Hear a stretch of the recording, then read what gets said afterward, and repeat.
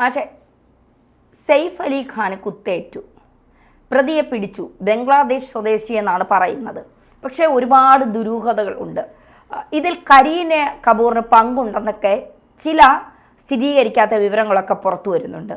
അപ്പോൾ ഈ ബംഗ്ലാദേശിൽ നിന്നൊരാൾ ഇന്ത്യയിലേക്ക് വന്ന് സെയ്ഫ് അലി ഖാനെ വളരെ സുരക്ഷിതമായ ഒരു വീട്ടിൻ്റെ അകത്തേക്ക് കയറി സെയ്ഫ് അലി ഖാനെ മോഷണത്തിന് വേണ്ടി കുത്തി, മോഷ്ടിക്കാൻ വേണ്ടി, അതിന് പറ്റാതെ വന്നപ്പോൾ അയാൾ ഓടി രക്ഷപ്പെടാൻ വേണ്ടി സെയ്ഫ് അലി ഖാനെ കുത്തി എന്ന് പറയുമ്പോൾ ഒരു തരത്തിലും വിശ്വസിക്കാൻ കഴിയാത്ത കാര്യങ്ങളാണ്, വളരെ ദുരൂഹതയുള്ള കാര്യങ്ങളാണ് അതിൽ നിറഞ്ഞു നിൽക്കുന്നത്. എന്തായിരിക്കും മാഷെ യഥാർത്ഥത്തിൽ സംഭവിച്ചിരിക്കുന്നത്? ഈ വാർത്ത കേട്ട സമയത്ത് എനിക്ക് തോന്നുന്നു ഇന്ത്യയിലെ പൊതുസമൂഹം ഞെട്ടിപ്പോയൊരു വാർത്തയാണ്. അതിന് കാരണങ്ങളുണ്ട്. ഒന്ന്, സെയ്ഫ് അലി ഖാനെ പോലെയുള്ള അല്ലെങ്കിൽ കരീന കപൂറിനെ പോലെയുള്ള നമ്മളുടെ സിനിമാ ലോകത്തെ ആരാധ്യരായിട്ടുള്ള ആളുകൾക്ക് അവർ താമസിക്കുന്ന ഇടങ്ങൾ തന്നെ വലിയ കൊട്ടാരങ്ങളും അതുപോലെ വൻ സുരക്ഷാ കേന്ദ്രങ്ങളാണ്.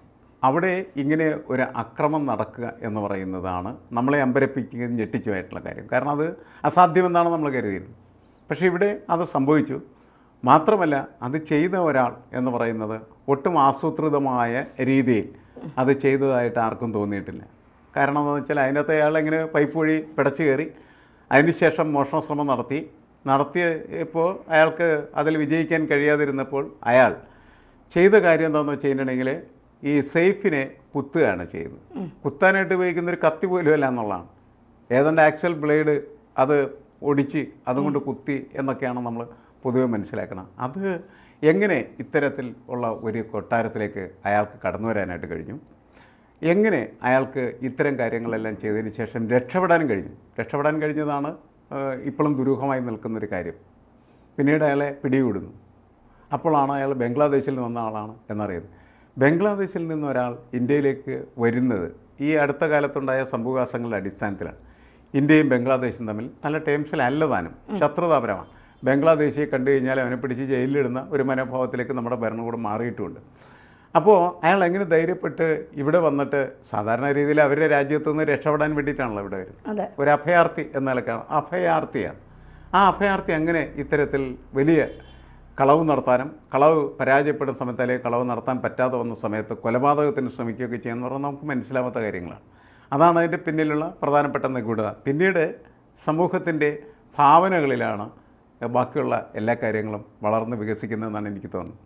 ഇപ്പോൾ ഈ കരീന കപൂറിനെ അതിൻ്റെ അകത്ത് പ്രതിയാക്കുക എന്ന് പറഞ്ഞാൽ അത് വലിയ തരത്തിലുള്ളൊരു ഭാവനയുടെ ഭാഗമായിട്ട് മാത്രമേ നമുക്ക് കണക്കാക്കാൻ പറ്റുള്ളൂ. കാരണം വളരെ നല്ല രീതിയിൽ ജീവിക്കുന്നതായിട്ടുള്ള ഒരു കുടുംബത്തിനകത്ത് ഈ പ്രശ്നങ്ങൾ ഉണ്ടാകുന്നു എന്നും ആ പ്രശ്നങ്ങളുടെ ഭാഗമായിട്ടാണ് ഇവരുടെ ഏതോ തരത്തിലുള്ള പ്രവർത്തനത്തിൻ്റെ ഫലമായിട്ട് ഇയാളിനകത്ത് കയറി ഇങ്ങനെയുള്ള പ്രവർത്തനങ്ങളിലേക്ക് ഏർപ്പെട്ടു എന്നൊക്കെ പറയും. അത് നമുക്ക് വിശ്വസിക്കാൻ പറ്റുന്നൊരു കാര്യമല്ല. പക്ഷേ ഇവർ പറയുന്ന മൊഴികൾ അതിന് സ്ഥിരതയില്ലല്ലോ, അല്ലേ? ആദ്യം പറഞ്ഞതല്ല പിന്നെ പറയുന്നത്, അതിങ്ങനെ മാറിക്കൊണ്ട് അപ്പോഴാണ് നമുക്ക് സംശയങ്ങൾ വരുന്നത്.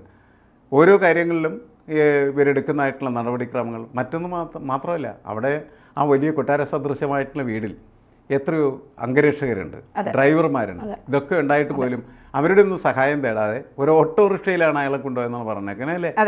ഇതൊക്കെ വീണ്ടും ദുരൂഹത വർദ്ധിപ്പിക്കാനായിട്ട് സഹായിക്കുന്ന ഘടകങ്ങൾ മാത്രമാണ്.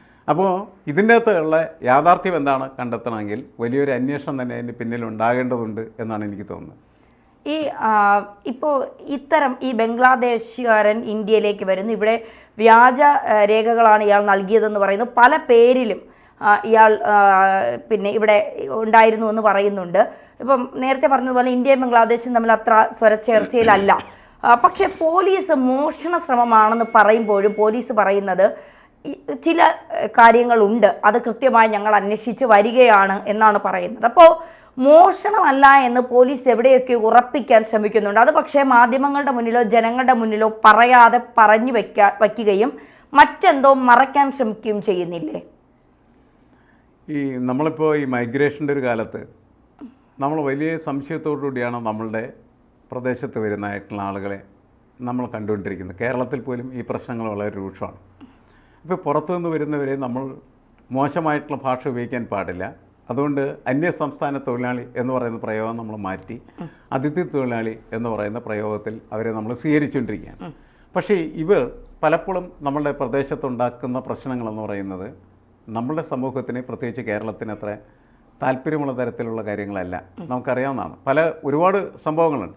എല്ലാ സംഭവങ്ങളിലും ഇവർ കലാപകാരികളും അക്രമികളും ക്രിമിനലുകളുമായി മാറുന്നു എന്നുള്ളതാണ്. അങ്ങനെയുള്ളൊരു ക്രിമിനൽ പശ്ചാത്തലം ഇപ്പം നുഴഞ്ഞു കയറിയിരിക്കുന്ന ഈ ബംഗ്ലാദേശിക്കും ഉണ്ടാകാം. അത് കൃത്യമായിട്ടുള്ള അന്വേഷിച്ച് മനസ്സിലാക്കിയാൽ മാത്രമാണ് എന്തിനാണ് ഈ സെയ്ഫിൻ്റെ വീട്ടിലേക്ക് അയാൾ കടന്നു ചെന്നതെന്നും അവരുടെ കുടുംബത്തിൽ ഇത്തരത്തിലുള്ള ഒരു ഷോ കാണിച്ചതും എന്നുള്ളത് വലിയ ചോദ്യമാണ്. പല പ്രശ്നം മോശമല്ല എന്ന് പറഞ്ഞാൽ പിന്നെ ഒന്നിലും കൊലപാതകമായിരിക്കാം, അല്ലെങ്കിൽ എന്തെങ്കിലും തരത്തിലുള്ള ലൈംഗിക അതിക്രമത്തിന് വേണ്ടിയുള്ള പരിശ്രമമായിരിക്കാം, എന്തെങ്കിലുമൊക്കെ ആയിരിക്കാം അയാളുടെ ഭാഗത്തുനിന്നുണ്ടാകും. അതൊക്കെ ഈ അഭയാർത്ഥി എന്ന് പറയുന്ന ഒരു മനുഷ്യൻ, നമ്മൾ അഭയാർത്ഥി എന്ന് പറയുന്നൊരു വാക്കുണ്ടല്ലോ, നമ്മുടെ ഇവിടെ അഭയം തേടുന്ന ഒരുത്തനാണ്, രക്ഷ നേടുന്ന ഒരുത്തനാണ്. അവനെങ്ങനെയാണ് ഈ ക്രിമിനൽ പ്രവർത്തനത്തിലേക്ക് പോകാനായിട്ട് ധൈര്യം കാണിക്കുക? അപ്പോൾ ഇതിൻ്റെ പിന്നെയുള്ള എല്ലാ ദുരൂഹതയും മനസ്സിലാക്കിയില്ലെങ്കിൽ ഈ പ്രശ്നത്തെ ശരിയായിട്ടുള്ള രീതിയിൽ നമുക്ക് അഭിസംബോധന ചെയ്യാൻ കഴിയില്ല എന്ന് എനിക്ക് തോന്നുന്നു. കാരണം അതാണ് പ്രശ്നം. അത് ശരിക്കും മനസ്സിലാക്കപ്പെടേണ്ടത് തന്നെയാണ്. അങ്ങനെ മനസ്സിലാക്കാൻ പറ്റുന്ന തരത്തിലുള്ള അന്വേഷണത്തിലേക്ക് പോലീസ് പോകേണ്ടതാണ്. ഒന്ന്. രണ്ട്, നമ്മളിങ്ങനെ എത്രമാത്രം അതിഥി സ്നേഹം കാണിച്ചാലും അതിഥി സ്നേഹത്തിനപ്പുറമായിട്ട് അതിഥികളായി വരുന്നവർ അക്രമികളായി കഴിഞ്ഞാൽ അവരെ അംഗീകരിക്കാനായിട്ട് ഒരിക്കലും പറ്റില്ല. ഓരോ പ്രദേശത്തും ഇപ്പോൾ നമ്മൾ മറ്റ് സംസ്ഥാനങ്ങളിലുള്ള ആളുകൾ, ഇത് ഇന്ത്യയെ സംബന്ധിച്ചിടത്തോളം മറ്റ് രാജ്യത്തിൽ നിന്ന് വരുന്ന ഒരാളാണ്. വളരെ കാലം വളരെ സൗഹൃദത്തിലായിരുന്ന ഒരു രാജ്യമാണ്. ആ രാജ്യത്ത് കലാപമുണ്ടായതിൻ്റെ ഫലമായിട്ട് അവിടെ നിന്ന് ഒരുപാട് ആളുകൾ പോരുന്നു. രണ്ടാമത്തെ കാര്യം, അവിടെയുള്ള ന്യൂനപക്ഷങ്ങൾക്ക്, ഹിന്ദുക്കൾക്കും അതേപോലെ തന്നെ ക്രിസ്ത്യാനികൾക്കൊക്കെ അതിഭീകരമായിട്ടുള്ള ആക്രമണം നേരിടേണ്ടി വരുന്നു. ഈ വിഷയത്തിലേക്ക് ഇന്ത്യയിൽ നിന്ന് പ്രതികരണങ്ങളുണ്ടാകുന്നു. അങ്ങനെ ഇന്ത്യയും ബംഗ്ലാദേശും തമ്മിൽ ഒരു ശത്രുതയിൽ എത്തിച്ചേരുന്നു. അവിടെയാണ് ഈ കഥാപാത്രത്തിൻ്റെ പ്രസക്തി എന്താണ് എന്നും അയാളുടെ പ്രവർത്തനങ്ങൾ എന്താണെന്നും വളരെ വിശദമായിട്ടുള്ള പരിശോധനയ്ക്ക് വിധേയമാക്കേണ്ടി വരുന്നു. തീർച്ചയായിട്ടും. പക്ഷേ ഇതിപ്പോൾ റിപ്പോർട്ടുകൾ അനുസരിച്ച് 1200 കോടിയാണ് സെയ്ഫിൻ്റെ സ്വത്തെന്നാണ് പറയുന്നത്. 485 കോടിയാണ് കരീനയുടെ സ്വത്ത് എന്ന് പറയുന്നത്. മാത്രമല്ല ഈ കൊട്ടാരത്തിൻ്റെ ഒരു കാര്യം പറഞ്ഞിരിക്കുന്നത്, ഹരിയാനയിലെ രാജകുടുംബത്തിലെ അംഗമാണ് സെയ്ഫ് അലി ഖാൻ. ഹരിയാനയിലുള്ള പട്ടൗഡി കൊട്ടാരത്തിൻ്റെ മൂല്യം 800 കോടിയാണ്. 10 ഏക്കറായി വ്യാപിച്ചു കിടക്കുന്ന എസ്റ്റേറ്റും 150 മുറികളുമുള്ള കൊട്ടാരവും അടങ്ങുന്നതാണ് ഇബ്രാഹിം കോട്ടി എന്നറിയപ്പെടുന്ന ആ ഭൂമി. 1900കളുടെ തുടക്കത്തിൽ നിർമ്മിച്ച കൊട്ടാരം പാരമ്പര്യമായാണ് സെയ്ഫിലേക്ക് എത്തിയത്. 2005 മുതൽ 2014 വരെ കൊട്ടാരം നീംറാണ ഹോട്ടൽ ഗ്രൂപ്പിനെ ലീസിന് നൽകിയിരിക്കുകയായിരുന്നു. തുടർന്ന് പണം നൽകിയാണ് സെയ്ഫ് തൻ്റെ കൊട്ടാരം തിരിച്ചു പിടിച്ചത്. പാരമ്പര്യമായി കിട്ടേണ്ട വീട് സിനിമയിൽ നിന്നുള്ള പണം നൽകി വാങ്ങേണ്ടി വന്നു. ഭൂതകാലത്തിൻ്റെ പേരും പറഞ്ഞ് ജീവിക്കാനാകില്ല എന്ന് സെയ്ഫ് തന്നെ ഒരു അഭിമുഖത്തിൽ പറഞ്ഞിട്ടുണ്ട് എന്നുള്ളതാണ്. എങ്കിലും ഈ കരീന കപൂറിൻ്റെ ടീം ഈ ഒരു ആശുപത്രിയുമായി ബന്ധപ്പെട്ടുള്ള ഒരു പ്രസ്താവനയുമായി രംഗത്തെത്തിയത്, സെയ്ഫിൻ്റെയും കരീനയുടെയും വീട്ടിൽ കഴിഞ്ഞ രാത്രി മോഷണമുണ്ടായി, താരത്തിൻ്റെ കൈക്ക് പരിക്കേൽക്കുകയും തുടർന്ന് ചികിത്സയിൽ പ്രവേശിക്കുകയും ചെയ്തു എന്നാണ് പറയുന്നത്. കുടുംബത്തിലെ അംഗങ്ങൾക്കൊന്നും പരിക്കില്ല. മീഡിയയും ആരാധകരും സംയമനം പാലിക്കണം. പോലീസ് അന്വേഷിച്ച് വരികയാണെന്നാണ് ഇവർ ഇതിനു മുൻപ് ഉള്ള ഇതിൽ പറഞ്ഞത്. അതേസമയം മോഷണ ശ്രമം തടയുന്നതിനിടെ സെയ്ഫിന് പരിക്കേറ്റു. താരത്തിന് 6 ഇടത്തായി പരിക്കേറ്റിട്ടുണ്ട് എന്നും അതിൽ 2 ആഴത്തിലുള്ള മുറിവുകളെന്നാണ് പറയുന്നത്.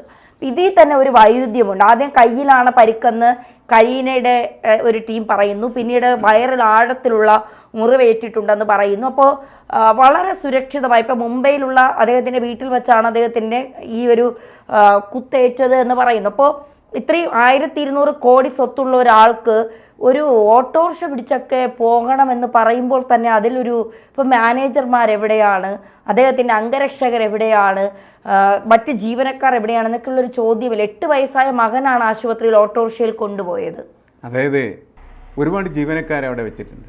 ആ ജീവനക്കാർക്കൊക്കെ ലക്ഷക്കണക്കിന് രൂപ ശമ്പളം കൊടുക്കുന്നുണ്ട്.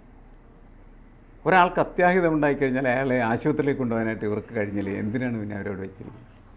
സാധാരണക്കാർ ചോദിക്കുന്ന വളരെ വിശ്വാസമില്ലാത്തതുകൊണ്ടാണ് പക്ഷേ അതാർക്കും ഒരു പിടിയില്ല. കാരണം എന്ന് വെച്ചാൽ ചിലപ്പോൾ വിശ്വാസമില്ലാത്തതിൻ്റെ പേരിലായിരിക്കാം. കാരണം ഈ സംഭവ വികാസങ്ങളെല്ലാം തന്നെ അങ്ങനെ വിശ്വാസത്തെ നഷ്ടപ്പെടുത്തിയ, അല്ലെങ്കിൽ അവരുടെ പരിസരത്തെ, വീടിൻ്റെ അറ്റ്മോസ്ഫിയറിന് അകത്ത് നിലനിൽക്കുന്നതായിട്ടുള്ള ഒരു ഇക്കോ സിസ്റ്റത്തിൻ്റെ വിശ്വാസരാഹിത്യമാണ് ഇങ്ങനെയുള്ള പലതരത്തിലുള്ള മാറ്റിപ്പറച്ചിലുകൾക്കും കാരണമായെന്ന് എനിക്ക് തോന്നുന്നു. കാരണം കള്ളൻ കൊന്നു, കള്ളനെ തടയാനായിട്ട് ശ്രമിച്ചു, അയാളുടെ കയ്യിൽ ആക്ച്വൽ ബ്ലേഡ് ഉണ്ടായതുകൊണ്ടൊക്കെ അയാൾ അങ്ങോട്ടും ഇങ്ങോട്ടൊക്കെ കുസറി കൈക്കൊക്കെ പരിക്കേറ്റെന്ന് പറഞ്ഞാൽ നമുക്ക് മനസ്സിലാവും. ഇതെല്ലാം സംഭവിച്ചിരിക്കുന്നില്ല. അയാളെ ശരിക്കും കുത്തി അപായപ്പെടുത്തുന്നതിന് വേണ്ടിയിട്ട് കൊലപ്പെടുത്താൻ വേണ്ടി ശ്രമിച്ചു. അങ്ങനെ അതിന് 2 ആഴമുള്ള മുറിവുകൾ ഉണ്ടാവുകയൊക്കെ ചെയ്തു. അപ്പോഴും നമുക്ക് വേണമെങ്കിൽ സംശയിക്കാം, ഇയാൾ ബോധപൂർവമാണ് കൊല്ലാനായിട്ട് വന്നിരുന്നതെങ്കിൽ അയാൾക്ക് കത്തിയോ കടാരയോ അതല്ലെങ്കിൽ തോക്കോ എന്തെങ്കിലുമൊക്കെ കൊണ്ടുവന്നൊക്കെ ചെയ്യാമായിരുന്നു. അപ്പം നമുക്കൊന്നും ഒരിക്കലും ഒരു യുക്തിക്കും പ്രത്യേകിച്ച് തിരിച്ചറിയാൻ പറ്റാത്ത തരത്തിലുള്ള ചില ദുരൂഹതകൾ അതിനകത്ത് കിടക്കുന്നുണ്ട്. പിന്നെ ഈ വാഹനമൊന്നും കിട്ടാതെയൊക്കെ പോയത് ഒരുപക്ഷെ എന്താണ്, ഒരാൾക്ക് പരിക്ക് പറ്റിയാൽ കാറ് വരാൻ കാത്തു നിൽക്കുക, ആ കാറ് തന്നെ എന്താണ് വലിയ സൗകര്യങ്ങളുള്ള കൊട്ടാര സദൃശമായ കാറാണെന്ന് ഒക്കെ അങ്ങനെയൊന്നും നോക്കിക്കുന്ന കാര്യമില്ല. കിട്ടുന്ന സാധനത്തിന് കൊണ്ടുപോവുക എന്നുള്ളൂ. അങ്ങനെ ചിലപ്പോൾ ഓട്ടോറിക്ഷയിൽ കൊണ്ടുപോയ എന്നൊക്കെ പറയാം. പക്ഷേ ഇവരാരും ഒന്നും തുറന്നു പറയാത്തതിൻ്റെ പേരിലാണ് ദുരൂഹത ഇങ്ങനെ വളർന്ന് വികസിച്ച് പോയിക്കൊണ്ടിരിക്കുന്നത്. പ്രശ്നം ഇവരുടെ സ്വത്തും അതേപോലെ ഇവരുടെ ആസ്തിയും അതുമായി ബന്ധപ്പെട്ട് കിടക്കുന്നതായിട്ടുള്ള തർക്കങ്ങളൊക്കെ തന്നെ ആയിരിക്കാം. ആ തർക്കങ്ങളുടെ പ്രശ്നങ്ങളൊക്കെ ഇതിനകത്ത് പ്രതിഫലിക്കുന്നുണ്ടെന്ന് വേണം നമുക്ക് കണക്കാക്കാം. തീർച്ചയായിട്ടും.